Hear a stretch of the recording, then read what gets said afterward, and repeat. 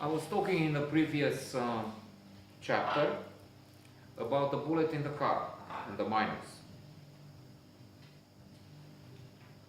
Earlier on, we started off with a visit in the dormitory of the girls, young women, studying at the ASE, the Academy of Social and Economic Sciences. And they shared, actually, in that same dormitory, they had a big number. But they shared the same premises with the young women who studied art, painting, sculpture, and the rest of the arts.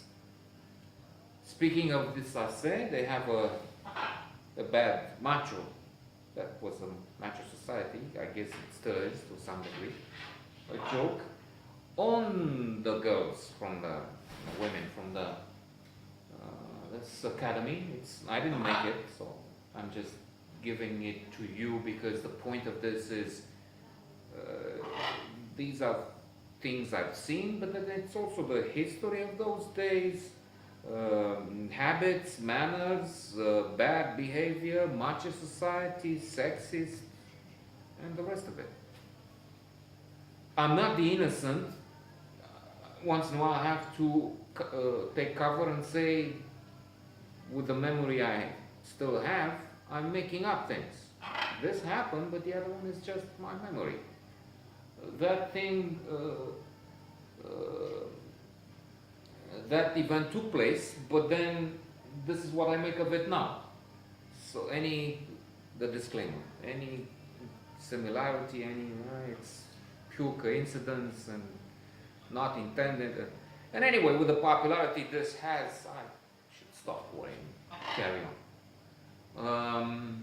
So, they used to say, the building has a ball on top, the building of this Academy of Economic Sciences. And they used to say the ball will fall when the first virgin will graduate. But then they changed it, and they said the ball will fall when the first virgin will enter the academy. In other words, this is actually, as I'm thinking about it, it's maybe the other way around, more of a feminist joke, not a macho joke, because with morals changing, with morals and the acceptance of sex and earlier sex, they just come to realize that it's not the old patriarchal society that we've had up to the 1950s, and I don't know. So late in a less developed society, it's late in progress when people start moving from the countryside to the cities in large numbers. So I'd say up to the 1940s, 50s, a majority of the people lived in the countryside with more conservative views. A woman, in fact not a woman, a girl has to be untouched up to the point where she marries. It's only her husband who would have sex with her, not before wedding, before the wedding. To return to the dormitory, we went inside and tried to shoot off the breeze. We were making conversation in order to invite the attractive girl, or girls, in fact girls, because we were two. I was with Adrian, my best friend, for an evening out and to have sex. That was on our mind almost all the time. On a side note, I've read in psychology books that indeed there's a huge difference between man and woman. The man is thinking, I don't know how many times a minute about sex. A man, not in his 80s, but let's say in his prime, between the ages of 16 and 55. Let's put it 65, so that I have another 30 years to think about it. And a woman is only thinking a few times a day. I don't have the exact numbers, that's probably way wrong, but it's just a huge disproportion. That's true. The numbers I've forgotten, that's not really so crucial. And in the process of trying to engage in something, I mean, conversation, foreplay, and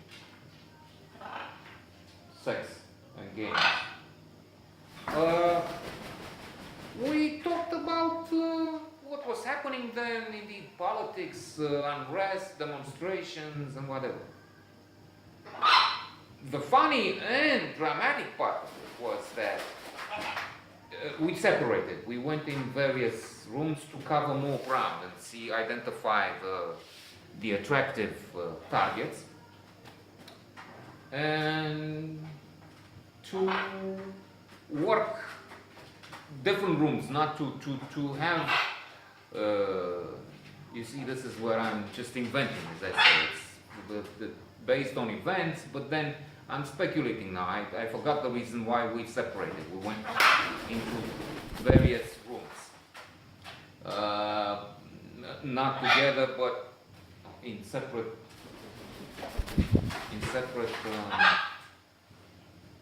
teams of just one.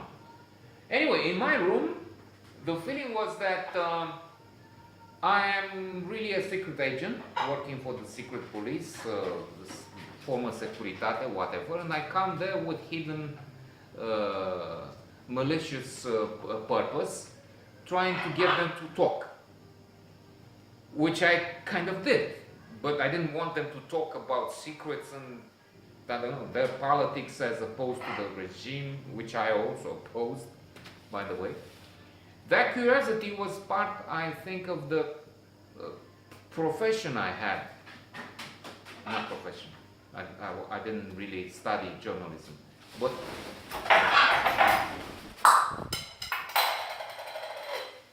occupation, because I worked for, I was working for Radio Sweden, and with that I had to ask what people thought to be really inquisitive, not the Inquisition, but inquisitive. That was a near catastrophe in this case, and I will say why tomorrow.